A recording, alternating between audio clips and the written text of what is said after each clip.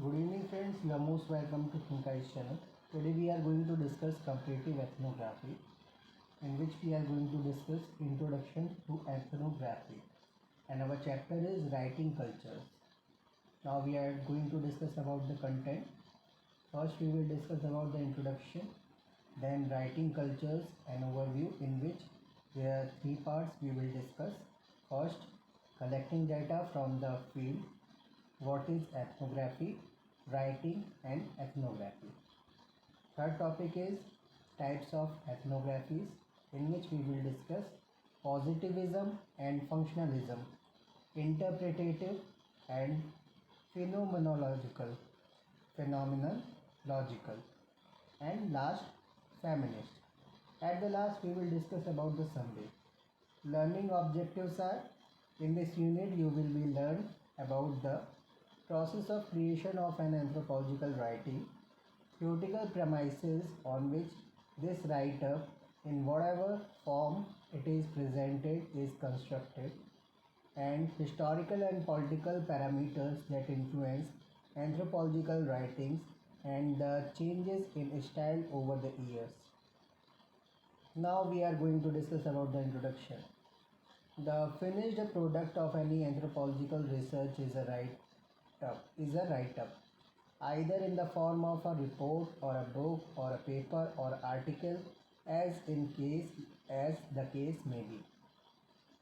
The main objectives of this lesson are to make the student understand that writing is a process that is different from the process of both data collection and analysis.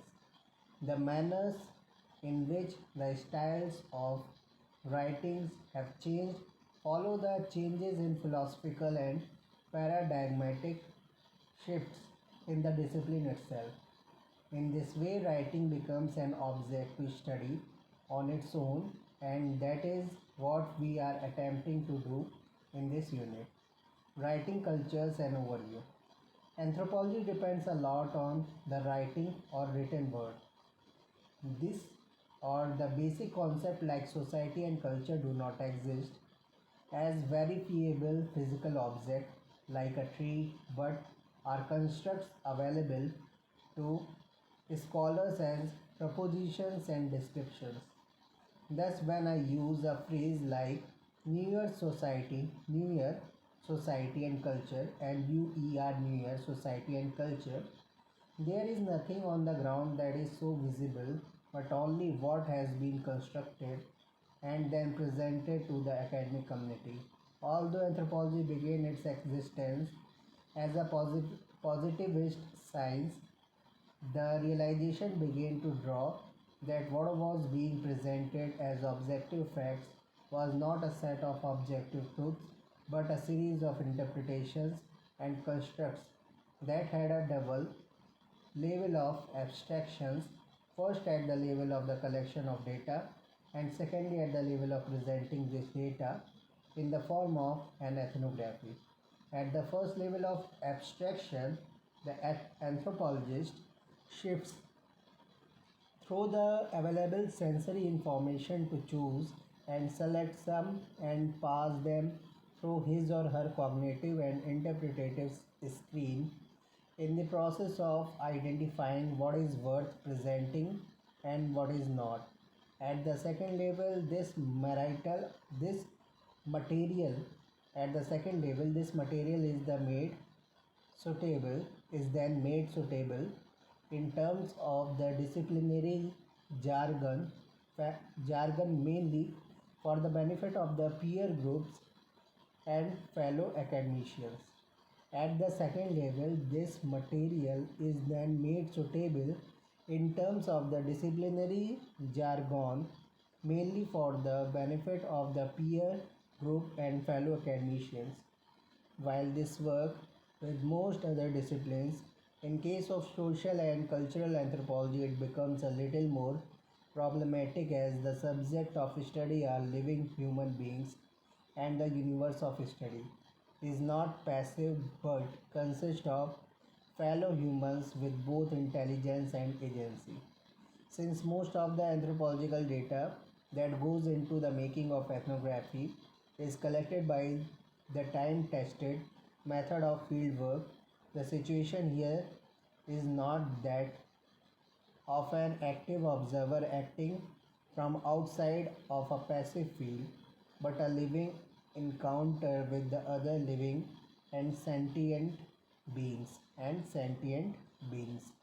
In other words, it is an interaction and not merely an action or an act of observation. But towards the middle of the 20th century, the distinction between literature and scientific writings began to be blurred, thus reverting to an earlier definition of art as a skillful function of use artifacts. Clifford 1986. Ethnographies can be termed as artifacts, as Raymond Williams Clifford Ibid puts it, tied to the worldly work of writings. Tied to the worldly work of writings. Thus, writing ethnographies has not remained a mere work of recording, but has been understood as an art or a skill. Collecting data from the field. Although there was a time when not only was anthropology accepted as a positivist science, the writings of anthropologists were accepted as true accounts, and not only true, complete accounts of the fields that they visited and often spent many years in study. Thus one would presume that if one read Malinowski or Ivan Pritchard, one would know all that was to know about the Tobrianders or the Nears. Such presumptions were challenged when fields were revisited by other anthropologists with biographical characters different from that of the original scholars. The Trobriand Islanders was, for example, visited by Annette Wiener, a women anthropologist who was of a different gender than Malinowski, and she found out data that was pertinent to her own gendered status. In other words, she discovered a world of women that had gone unnoticed by Malinowski. In spite of his rigorous methods, ethnographic truths are thus inherently partial, committed, and incomplete. Emphasis in original text, Clifford, followed by similar re-studies and rethinking about the nature of the field data. It is by now fairly well established that there can be no purely objective data in social sciences, and that whatever we observe in the field is already filtered through our subjective consciousness and then intellectually interpreted in our minds and finally crafted by our academic expertise to finally take the shape of what is presented to the world. Does that mean that there is no truth at all in what anthropologists write? A statement that again is not true. Anthropological observations are viewed on a purposive viewing, a trained eye that looks for regularities and patterns, that is able to discern and identify some aspect that may not be available to the ordinary viewer. Anthropologists, in other words, do not just see, they observe. Yet, what they describe are not direct observations but the abstracted concepts like economy, gender, and politics, etc. Thus, as Peter Winch 1958 had pointed out, concepts appropriate to the analysis of a social phenomena are demonstrably incompatible with those used in natural sciences or in natural sciences. The entire process of observation and data collection that forms the basis of ethnographies is ultimately reducible or reducible to the mental phenomena that has two parts. Firstly, the impression that refers to immediate sensory perceptions and to ideas that make sense of the sensory perceptions.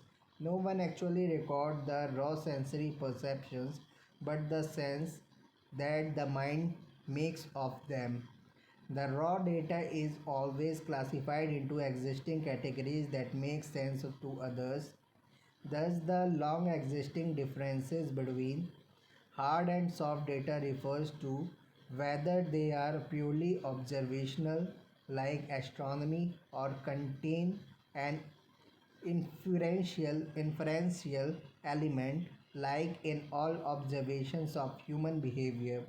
As Kaplan puts it, referring to observations made by any human, seeing is believing because we do not just see something, we see that something is the case. The eye with which we see is itself the mind's eye, or it would be indeed unseeing. 1964. Thus, human beings see only what they expect to see, what they preconceive should be existing and be true. This seeing is also conditioned, as Worf pointed out that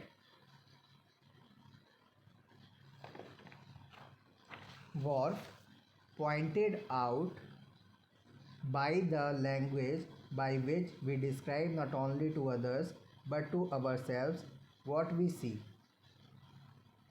Now I am going to repeat this. Thus, human beings see only what they expect to see, what they preconceive should be existing and be true. This seeing is also conditioned, as Worf pointed out, by the language by which we describe not only to others but to ourselves what we see. For example, if in a language there is only one term to describe black and blue, people will also see them as one color and not two. Thus, an observation is made. It is the product of an active choice, not of a passive exposure. Observing is a goal directed behavior. Therefore, according to Coombe, CWMB Coombe 1964, the term data can only refer to already interpreted observations. In other words, there is nothing called raw data. All data has been shifted through the observer's mind. However, what we say and what we observe makes sense in light of shared humanity of the observer and the audience to whom the ethnography is directed for consumption. Ivan Pritchard distinguished the ethnographic fact from the social fact as given by Emile Durkheim. The ethnographic fact is something that an anthropological or the anthropologist observes in the field and is historically contextualized, while the social fact is seen as universal and applicable to all human life. According to Ivan Pritchard, witchcraft among the Azande was an ethnographic fact.